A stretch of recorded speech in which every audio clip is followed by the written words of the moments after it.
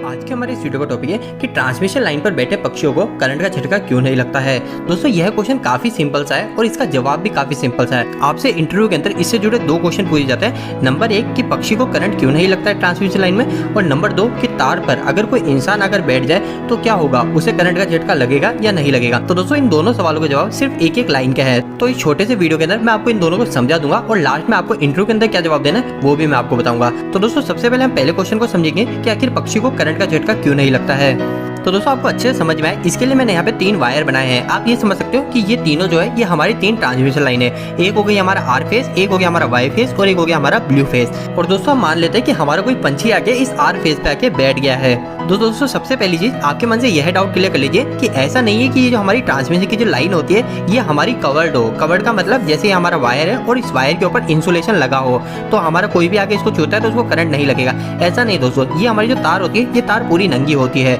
इसको अगर आके कोई भी छूता है तो उसको बिजली का झटका लगता है। तो हमारे पंछी को क्यों नहीं लग रहा है? तो दोस्तों हमारे इस पंछी को बिजली का झटका नहीं लग रहा है, इसके पीछे का सिर्फ एक ही कारण है कि इसमें से हमारे करंट फ्लो नहीं हो रहा है। ये हमारा जो पक्षी है इस पक्षी से हमारा करंट फ्लो नहीं हो रहा है। ये पक्षी हमारे जिस आर फेस पे बैठा है इसमें से तो हमारा करंट गुजर रहा है, पर हमारे जो पंछी की बॉडी है इस बॉडी से हमारा करंट नहीं गुजर रहा है। तो दोस्तों अब हमारे मन में यह सवाल आता है कि इस पक्षी के अंदर से हमारा करंट क्यों नहीं गुजर रहा है। तो अब हम इस पॉइंट को समझ लेते हैं। तो दोस्तों हमारा जो करंट होता है उस करंट के गुजरने के कुछ नियम होते हैं। नंबर 1 होना चाहिए दोस्तों कि हमारा जो सर्किट है वो सर्किट कंप्लीट होना चाहिए। सर्किट कंप्लीट का मतलब क्या है दोस्तों, तो इसको आप कैसे समझेंगे। तो दोस्तों जैसे हमारे घर के अंदर हम सभी को पता है हमारे 3 पिन सॉकेट लगे होते हैं जिसके अंदर ऊपर अर्थ, इधर साइड में फेस और एक न्यूट्रल लगा रहता है। दोस्तों अगर कोई भी इंसान आता है और इस आके फेस को छूता है तो हम सभी को पता है उसको बिजली का झटका लग रहा होता है। पर दोस्तों हम सभी ने हमेशा बचपन से यह सुना है कि अगर हम कभी भी सेफ्टी शूज का उपयोग करेंगे तो हमको बिजली का झटका नहीं लगेगा। और दोस्तों ये बिल्कुल सही है। अगर मैं यहाँ पे सेफ्टी शूज पहनकर आगे इस फेस को आगे टच भी करता हूँ तो मेरे को बिजली का झटका नहीं लगेगा।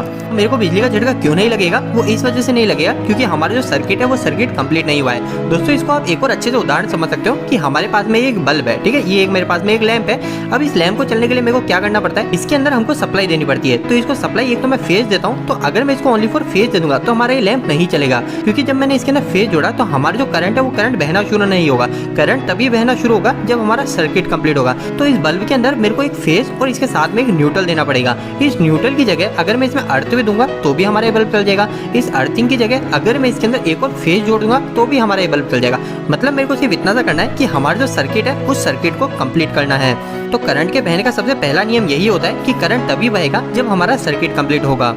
जैसा कि मैंने अभी आपको उदाहरण में बताया कि अगर ये इंसान बिना जूते पहने आए इस फेस को आके टच करता है तो इसको बिजली का झटका लग जाता है। वो इस वजह से लगता है क्योंकि हमारा जो इंसान है इस इंसान को फेस तो हमारे सॉकेट से मिल जाता है। इसके अलावा सर्किट कंप्लीट करने के लिए हमको 3 चीजों में से कोई सी भी एक चीज चाहिए। तो इसमें से हमारा जो अर्थ है वो अर्थ हमारी बॉडी को जमीन से मिल जाता है। तो ये दोनों चीजें पूरी होते ही हमारा सर्किट कंप्लीट हो जाता है और हमारा करंट बहने लग जाता है और हमको इलेक्ट्रिकल का शॉक लग जाता है। तो दोस्तों हमारी जो चिड़िया होती है उस चिड़िया के केस में भी यही होता है। यहाँ पे हमारा जो सर्किट है वो सर्किट कंप्लीट नहीं होता है क्योंकि हमारी जो चिड़िया है वो चिड़िया सिर्फ एक फेस पर आके बैठी हुई है। अगर ये इस फेस के साथ में किसी दूसरे फेस को टच कर देगी तो भी इसको बिजली का झटका लग जाएगा। जैसे अगर इसने वाई फेस पे टच किया तो इसको बिजली का झटका लग जाएगा। इसके अलावा अगर ये फेस के साथ में न्यूट्रल को टच कर देगी तो भी इसको बिजली का झटका लगेगा। या फिर तीसरी कंडीशन ये फेस के साथ में अर्थ को टच करेगी। अर्थ का मतलब अगर यहाँ पे कोई इलेक्ट्रिकल का पोल है तो ये उस पोल को टच कर देगी तो भी इसको बिजली का झटका लग जाएगा। तो पक्षी को करंट नहीं लगता, इसके पीछे की पहली वजह यही है कि हमारा जो सर्किट है वो सर्किट कंप्लीट नहीं होता है। अब दोस्तों पक्षी को करंट नहीं लगने के दूसरे रीजन की बात कर लेते हैं और ये इसका आखिरी रीजन है। दोस्तों इसके अलावा मैं आपको एक और बात बताना चाहता हूँ, अगर आप इंटरव्यू के अंदर आपका इंप्रेशन अच्छा बनाना चाहते हो तो आप यहाँ पे सर्किट कंप्लीट की जगह क्लोज लूप बोलिएगा। सर्किट कंप्लीट और क्लोज लूप लगभग एक ही चीज है। अगर आप क्लोज लूप बोलोगे तो आपका इंप्रेशन काफी अच्छा बनेगा। अब दोस्तों दूसरा रीजन जो है वो है हाई रेजिस्टेंस। अब ये हाई रेजिस्टेंस का मतलब क्या है, तो दोस्तों इस हाई रेजिस्टेंस का मतलब काफी सिंपल सा है कि हमारा जो करंट होता है उस करंट का एक सिद्धांत होता है कि वह करंट हमेशा उसी रास्ते को पकड़ेगा जिसमें हमारा रेजिस्टेंस कम हो। इसको आप उदाहरण से ऐसे समझ सकते हो कि हमारी एक सड़क है, इस सड़क में हमारे 2 रास्ते निकल रहे हैं, ठीक है, ये हमारे 2 रास्ते निकल रहे हैं, एक इस साइड और एक इस साइड, और हमारा इधर से करंट आ रहा है। पर दोस्तों यहाँ पे हमारा कई सारे पत्थर पड़े हुए हैं और ये है हमारा एक तरह का रेजिस्टेंस। तो हमारा जो करंट है वो करंट इस रास्ते से ना जाते हुए हमारा इस रास्ते से ही जाएगा क्योंकि इस साइड की रोड जो है वो रोड बिल्कुल प्लेन है, इधर कोई भी रेजिस्टेंस नहीं है। तो दोस्तों आपको सिर्फ इतना सा ध्यान रखना है कि करंट के बहने के कुछ नियम होते हैं। पहला नियम यह होता है कि हमारा क्लोज लूप होना चाहिए और दूसरा नियम यही है कि हमारा करंट उसी रस्सी से जाएगा जिसका रेजिस्टेंस कम होता है। तो दोस्तों यहाँ पे पक्षी के केस में क्या होता है, तो हमारा जो पक्षी है वो पक्षी इस ट्रांसमिशन लाइन पे बैठा हुआ है। तो हमारा पक्षी जिस वायर पे बैठा है इसका रेजिस्टेंस है 0 ओम और हमारे जो पक्षी का रेजिस्टेंस होता है वो हमारे या तो मेगा ओम में होता है या फिर किलो ओम में होता है। मतलब हमारे पक्षी का रेजिस्टेंस हमारे वायर के रेजिस्टेंस से हजारों गुना ज्यादा होता है। और मैंने आपको उदाहरण में भी यही समझाया कि हमारा जो करंट होता है वो करंट उसी रास्ते को फॉलो करता है जिसके अंदर हमारा रेजिस्टेंस कम हो। तो यहाँ पे भी हमारा करंट उसी नियम से चलेगा, करंट सीधा वायर से निकल जाएगा, पक्षी के अंदर से नहीं जाएगा क्योंकि इसको रेजिस्टेंस ज्यादा दिख रहा है, ये इस रास्ते को फॉलो नहीं करेगा। तो दोस्तों अब हम हमारे दोनों क्वेश्चन के ऊपर आ जाते हैं कि अगर आपसे इंटरव्यू के अंदर पूछा जाए कि पक्षी को करंट क्यों नहीं लगता है तो आपको क्या बताना है।